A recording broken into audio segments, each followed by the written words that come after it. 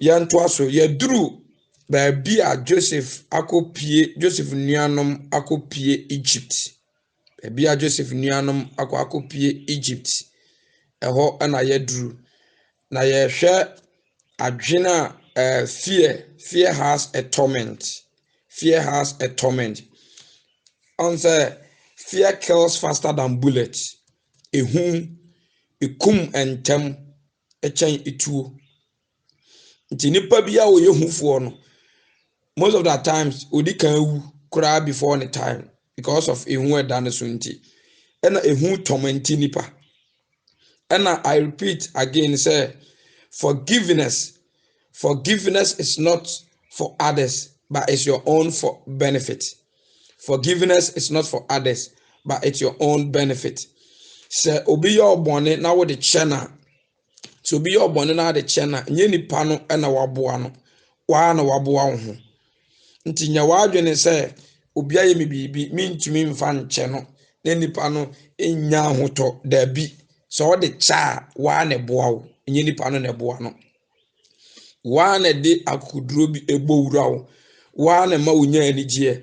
Nti sene utie me afahye utirim se wo boa wodo bi bone che no wo boa obi a ommoa nipa no eye wa na waboa ho fi se de wantumi amfa anche no no wo na hold against you ewa urade anim amba urade adietia wonye nipa no so kwan obefa so ne na dealing ko ba wo side no yese fache eno no command I de ama say you should forgive na wo nya enkwa ne nya ahoto wo part no role a wo play no enti enhodu asem no mo dendenden ka se da bi mintumi mfa nche enti hwe se ni nuamo no ehu no ene boni nti no na torment wo mo bra wo kodu Egypt no ne hu da won so mo yam hihye wo mo munye okay ono no ma ye ne boni no na sabe ka kire say fear not my brothers. Genesis chapter 43 verse 23 and Genesis 50 verse 19. Ono na sabe ka kire say memma omu nsuru. Avian kan 1 John chapter 4 verse number 18 and the anopay. 1 John chapter 4 verse number 18. Na yentie asem kakra bi na yemfa ya nunsi anopay a wo ba be pie akono. Se ehu da wo so a hwehwe wa adwen mu, hwehwe wa koma mu. Denti ena wo se usuru. Denti ene hu da wo so. Se wantumi amfa wo nia bone anche na wo yehufo. O se ehu enidom na emom odo a edimu no epam ehu efrise ehu ni asotwen enenam na de osuro no enwie peye ewo odom yedo efrise ono no odo ye nkane se obi kase bido onyankopon na otane ni nua oye otrofo na de odo ni nua no ehu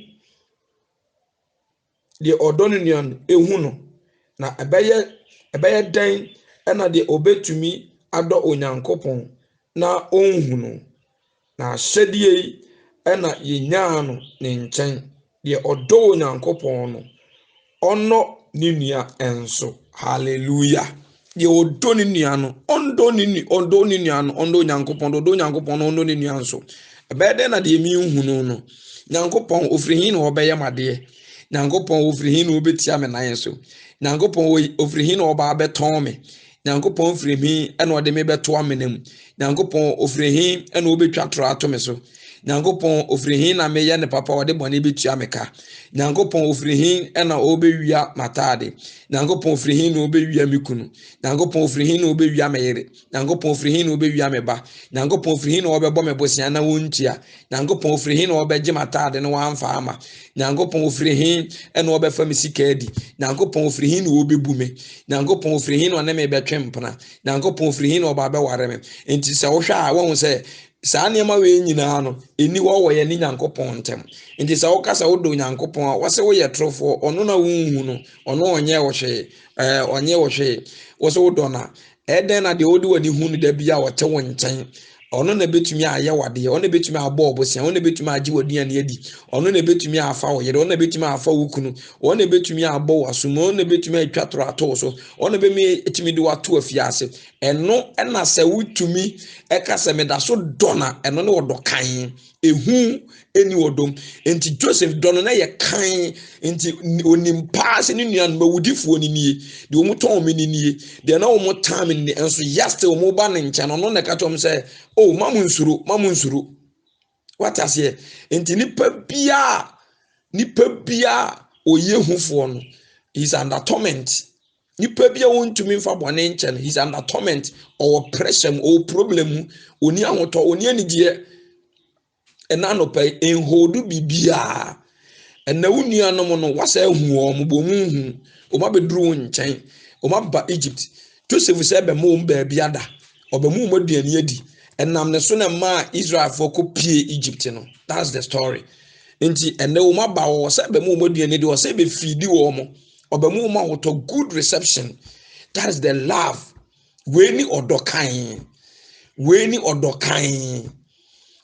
odokan na onyankopon be yi na di kire ye no enti Joseph or ye type of Christ complete ena no pay me ma me kasa nkwa akiri me ma ne nwa de di kan ye ni nyina di kan sese na network ne nya papa enti Facebook die no entumi ama so akatikati ho enti mesere ho say anytime bia enya my recorded one audio now person okoye Facebook channel na baso live anopa bia ye ne live na All Powers TV Ghana and All Powers online radio ubia ni mi ense nyina app obetuma download anopa bia na say after program no person okoye radio no so na go tie programs awodo e wo so bia obetuma akọ All Powers no All Powers app radio no wa download na abeto phone no so nti anadwo bia so 12 to 2 ye midnight prayers ewo Facebook live ewo All Powers TV Ghana nti obetumi asave anopa bia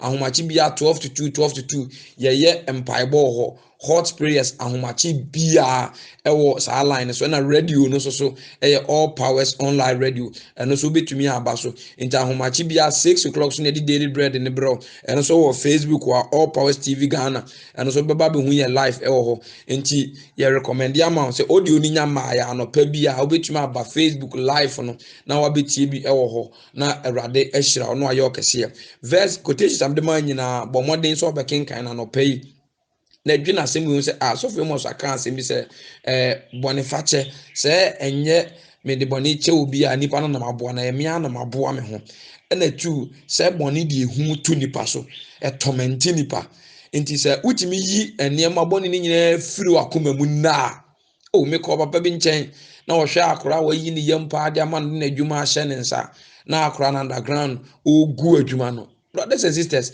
sentowa mi gina meken obefa ne sa se eya agoro bi ana se emre sa enye mre sa ennafom enuafom yenu omunam na fofom anante afremu mofrasi ma che se ro ne nam nyina wo no adwembone na sister ni dware ni kuna afrefra bruchiri na nadamfo na timi apeke fon na ka atre nadamfo ni kunu se na nadamfo na beda na mpona ho afekura na woku dwale wonko ofie oh be ma isu amusa ma mi asem ida eno ano no se ne no obefre na more than 20 years na ne be atimi anyina ko school awie SS no ntene papa nka da se na asema nadamfo ne nam ekoba ka kire papa no ko si se years back be 17 years later kura na nyini ma papa ne freye na o kan se ni no say rade sister se nyanyame a wo say ni pawe wo ye so betima welcome say Joseph a welcome ni nuamu eye wudie complete because Joseph ye di na wu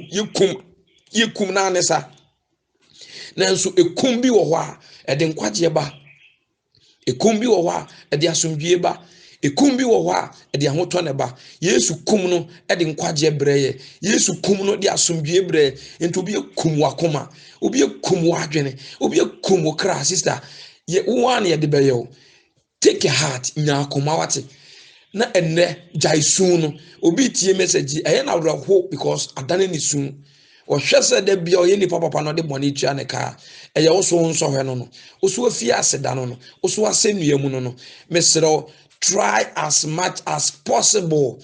Do every best to forgive and forget, because it is your own benefit. Eya wana bebuaw, wana ebesiwie, wana ebemu wanya ahoto. Unim se adwembone kura no esisi nipa ntinim.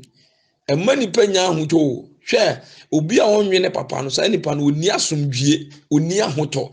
Ba obi a onfa asem nhye ni mu, da bia no oye free of flourish obi bia oye mu. Sister, ena no pay mesrew se ba bia wo bia, because especially here blacks in there sa na ma we ntimi ntwamu da na ntini twitwa atini mo den ayemonwono medie jawo pese menkuminya menkoa no amada bia otan wo yakoma mu de adwene mu mesrew. Ene se uti asemi na wo de ye adwuma, uti asemi akoma pamu a, uti asemi wa asopamu a, menim se ubetwa so aba, ubenya so mfaso. Me bompa ya mona no pay Erade akreti wa asem na no pay Erade menso aba ma wate ma onyemu mfaso. Mesrom wo nani mra won ho so, Erade so wo mu boa won ma untumi nyina eya. Nanso sa omo ho anwodin a yebetumi de ache, so omo ho anwodin a yebetumi ayie furu yemu. Erade na fom beboa ye ma ye ho anwodin, ma ye Joseph akoma ni bi na ma ye wakoma ni bi na ye ntumi mfa ngina breboni mu na Satan yankasa wanya ye efise wa asam se ehu eni odom. Boa ye ne tu ehu firi yemu na ye ntumi ngina ma e Jesus Christ with him anopa ensiuye se de esiu kraye e na gyenkwapa Yesu Kristo dimu. Ene me hyirawo e nyame agya, nyame oba, nyame nkonkron dimu. Fa asomdwie ene anigye ekọ baabi biara wokọ na de wokọ ye biara enso abamo ensiuye e na gyenkwapa Yesu a wafra ya ba ne dan monyamu na woye no kwafo wahyebo na yenim se ono na beye no ene omfa wonko na onsa amfa umra asomdwem ewo Yesu Kristo dimu ena ye bompae baabia utie ye bia ebese odi anigye ene ntiemu egiso ekase amen.